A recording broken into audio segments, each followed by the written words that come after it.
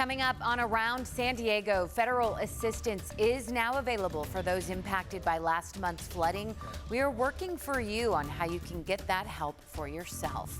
And San Diego taxpayers could soon end up paying a separate tax to maintain our storm drain system. The process this measure still has to go through before hitting the November ballot. Plus, a local engineer is working to inspire more diversity in the field of science, how his children's book is helping do just that.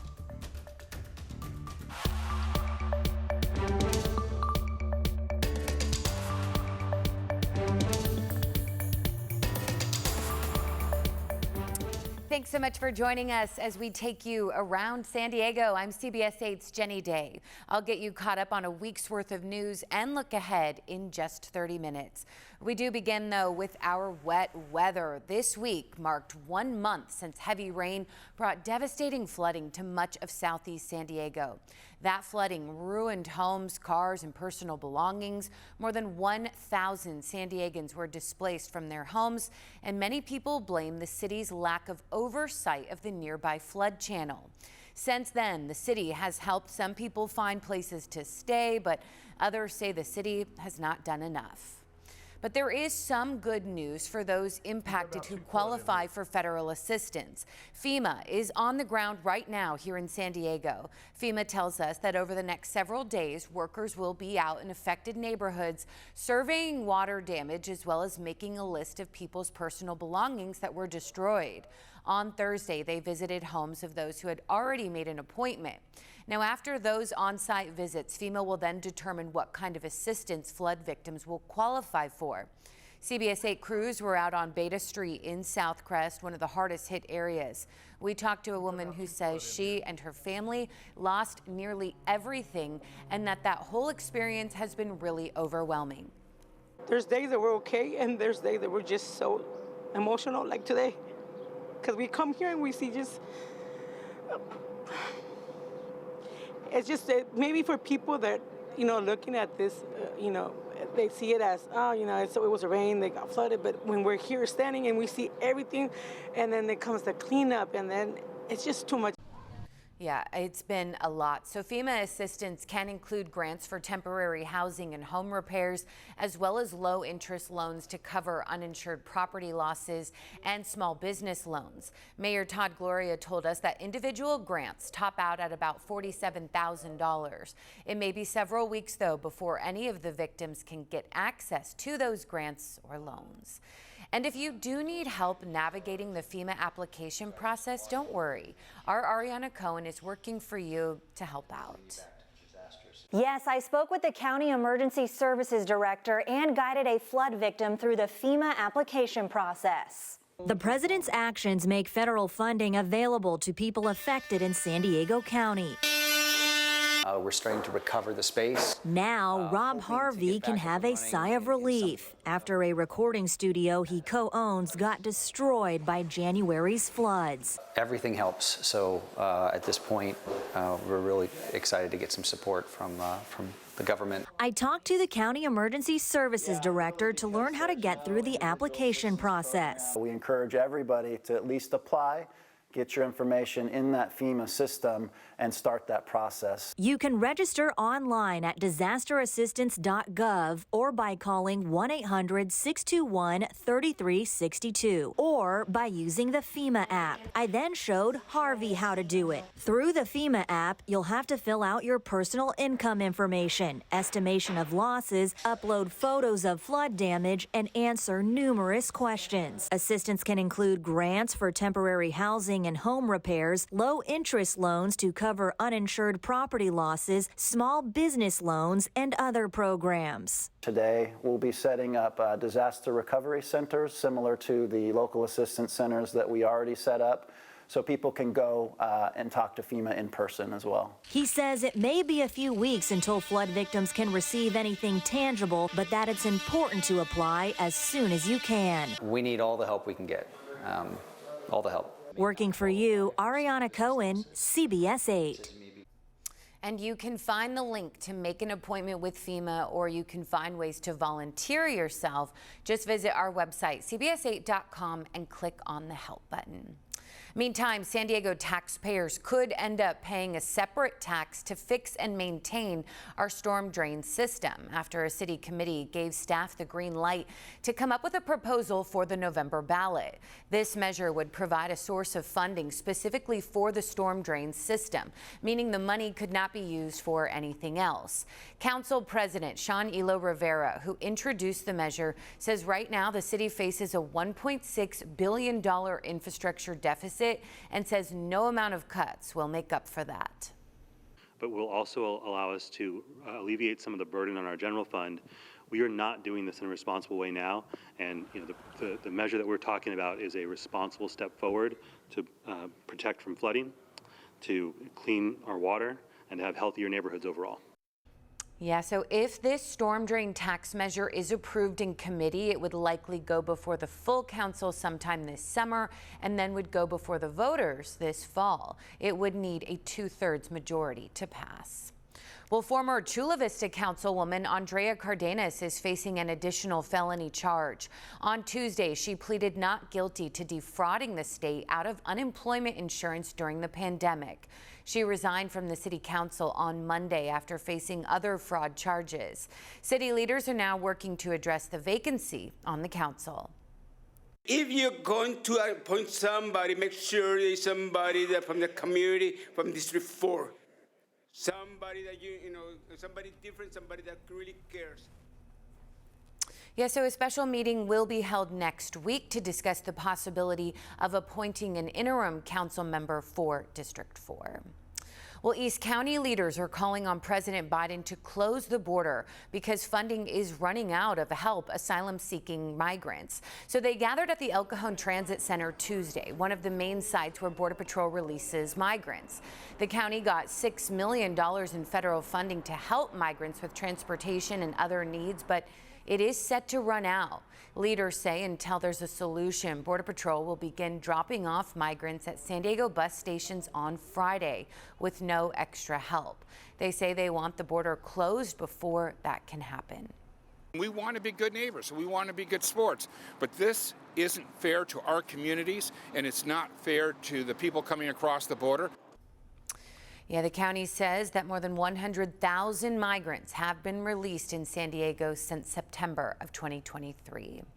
And a busy migrant welcome center in San Diego has closed down. SBCS, formerly South Bay Community Services, the nonprofit that's been running the center, says the number of migrants arriving there in the past few weeks has put a strain on their limited resources. Supervisor Jim Desmond says that we are seeing up to 1,000 asylum-seeking migrants enter through our border daily. He says the federal government should be funding the migrant center, not the county. He also says that with the closure, it's likely migrants will just be dropped off at transit centers around the county again. And San Diego police are now investigating after the bodies of 2 men were found in the Tijuana River just north of the U.S.-Mexico border. Police got reports about a body in the river near Clearwater Way and Dairy Mart Road on Wednesday night. But crews had to pause that search and recovery effort until Thursday morning because it was simply too dark. Right now, police say that one of the men had trauma injuries, indicating he was the victim of a homicide. The other body had no obvious signs of injury. San Diego police say that that investigation is ongoing. Well, new data shows the cost of childcare in California has risen so much that in some cases it now costs more than sending your kid to college. CBS 8's Shannon Handy is working for you to break down those numbers, and she found some programs that could make it easier to afford. Like a lot of parents, I know how stressful childcare could be, not only finding it, but being able to afford it as well. Do you know what letter that is? Gina Caceres has been running a daycare inside her home for 30 years. Do you know what this is? She's cared for hundreds of kids and says she often hears from parents struggling to make ends meet. A lot of times there's obviously 2 parents who have to work, and I have a lot of single parents, so it's even harder for them. As the cost of living has gone up, so have Gina's prices. She's not alone. A Bank of America Institute report shows the average childcare payment per household has risen over 30% since 2019. And new data from the Economic Policy Institute found California has the 3rd highest average annual cost for infant care behind Washington, D.C. and Boston at $16,945 annually. That's $1,412 a month. Infant care in California now costs $8,925 more per year than in-state tuition for a 4-year public college, making us one of 33 states and D.C. where infant care is pricier than a college degree. How stressful is it for you to pay for childcare? It is. Carolina Barcenas is a single mom of 2. She spends hundreds of dollars each month on childcare, saying it's been a challenge to keep up ever since her kids were born. Especially living here in San Diego, that is, very expensive. Every year, everything goes up. Fortunately, I found programs that can help. Carolina uses subsidies, something her provider Gina told her about. Right now, the California Department of Social Services has a $200 million pot of money that low-income families can tap into to help pay for care. But a lot of people aren't aware. So the state partnered with San Diego-based childcare tech platform Tutris to help spread the word. More often than not, parents don't realize they qualify for a subsidy, whether it's a big piece or a small piece, and a lot of them do. It's really easy to find out. We have a landing page. Parents can go online, fill out some very basic information. From there, we can quickly decide whether a family qualifies. Other programs include federally funded Head Start. Local nonprofits also offer assistance. We put links up at CBS8.com. Just click on the story. Carolina says she's grateful for the help, even though it doesn't cover everything. Both she and Gina hope one day that will change. You think the state should do more? Yes, I think the state should do more. Working for you, I'm Shannon Handy for CBS 8. It impacts a lot of parents. Shannon, thanks. Well, former San Diego State punter Matt Araiza has been signed by Super Bowl champs, the Kansas City Chiefs. Araiza was dismissed in December from a lawsuit filed in 2022, alleging the gang rape of a 17-year-old girl in 2021. In exchange, Araiza dropped a defamation lawsuit against the woman. Araiza was drafted by the Buffalo Bills in the 6th round of the NFL draft in 2022, but was released shortly after he was accused of rape. Criminal charges were never filed in this case. Well, the brand new Diane Jacob Lakeside Equestrian Park is about to host its first big event, but instead of featuring horses, it will be a monster truck show. The park is supposed to host equestrian and livestock related events. The company who contracted to run the facility tells us they have rules in place to make modifications to the monster truck muffler systems. Neighbors say the event is a big problem for their horses. Sound is something that can really get a horse's attention and frighten them. And if they start running around, bouncing off the fences, now it's muddy because of the rain, they can blow a tendon. Yeah, neighbors also worry about the precedent, just wondering what might be next if the monster truck show is allowed to go on. Well, a decision by the Supreme Court has left landlords in New York disappointed, but its implications are being felt all the way here in California. The court refused to hear a case challenging New York's rent stabilization laws, which limit how much landlords can charge in rent and how much they can raise rates each year. The California Apartment Association says many cities in our state have similar laws, and the Supreme Court's decision to not take up the case could influence how these laws are interpreted and enforced. All these policies do is say you cannot jack up the rent. Yeah, so Justice Clarence Thomas did say that the court might reconsider the issue at a future date. Well, we have been working for you to figure out who pays to replace a trash bin destroyed or even taken by the city. We first showed you a Pacific Beach trash bin being mangled by a city trash truck last Friday. Now we are getting new video of another bin being taken by the truck before it drives off. The homeowner says she's already had to pay out of pocket to replace 2 other bins. Should I have to do that if they screwed it up, if they broke it? Environmental Services say they have a 10-year prorated warranty system. Bins older than 10 years are $70 to replace. If they're under the 10-year mark, they probate the cost by $7 per year. Replacement lids and wheels are free, but if you want that or a new bin delivered, there is a $25 fee. And we have asked you to tell us about the roads in your neighborhood. 88% of you tell us they are worse today than 1 year ago. We got more complaints from Claremont, Mira Mesa, and Rancho Penasquitos than anywhere else. One man we talked to asked us not to show his face, but did show us the damage a pothole did to his car last year. He says he filed a claim with the city of San Diego and they denied it. He had to pay for a new tire and still may have to replace the rim. We deal with these potholes continuously, and I do more evasive driving worried about potholes than I do worried about other drivers. Yeah, we appreciate those of you who've taken the survey, but we do want to hear more from you. You can text the word STREET to 858-571-8888. Well, coming up, scientists at the Salk Institute say they've made a breakthrough when it comes to male birth control. Our Ariana Cohen will tell us about how they are working with mice to advance this medication. Welcome back. Well, the idea of male-focused birth control has been a hot topic for a while, but researchers have struggled because the science is complex. Well, now scientists right here at the Salk Institute say they've made a breakthrough. They have discovered a new target for reversible, non-hormonal birth control in male mice. As CBS 8's Ariana Cohen tells us, this could lead to a medication for men.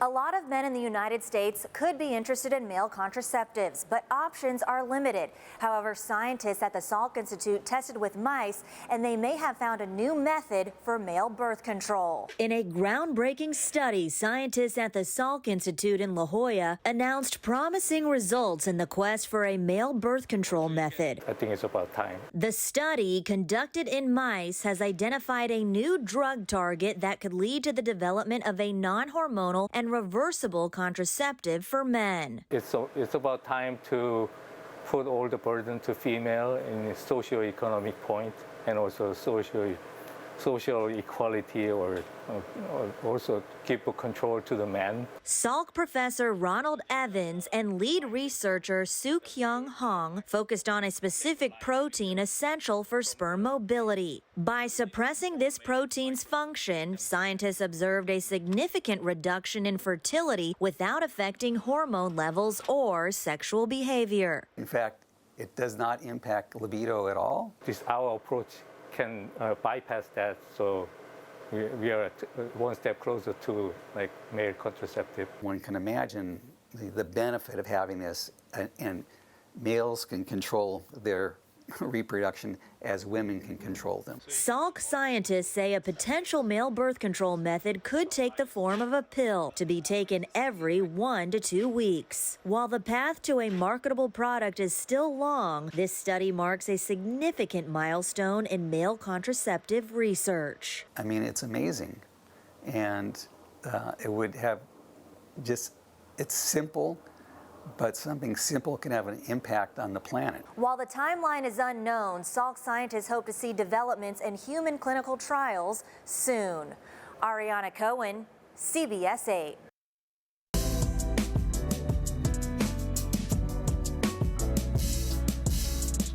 Well, a local engineer wants to help Black students write their own future in STEM. The Sorrento Valley biomedical scientist authored a children's book to inspire diversity in the field of science. In this Innovate 8 report, our Abby Black shares the inspiration to turn the page for young Black innovators. Neil Thompson's an engineer, so he knows all about STEM, but now he's adding the A to STEAM, and he wrote a children's book. Ask Uncle Neil, why is my hair curly? It's not just about science, but culture too. I mean, so much that we develop in the world started off as an idea. Neil Thompson's love for science started as a child. It's being able to really follow your curiosity. The biomedical engineer's curiosity peaked when his then 9-year-old nephew, Anthony, asked him a question. When he asked me why his hair is the way it is, I actually didn't know the answer. Neil put his thinking cap on and searched for the answer. Ask Uncle Neil, why is my hair curly? Which led the Sorrento Valley engineer to write a 30-page children's book on the science behind hair. So yeah, I guess I am a STEAM guy.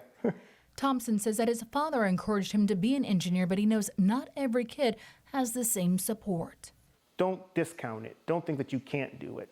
I mean, I did STEM. I studied engineering in school, and I worked as an engineer for a number of years, and it never even occurred to me that this is something that I couldn't do based on who I am. Zippia, an online recruiter site, reports that white men dominate the engineering workforce in America. I mean, I've been in situations, in fact, most of them, where I was the only black engineer there.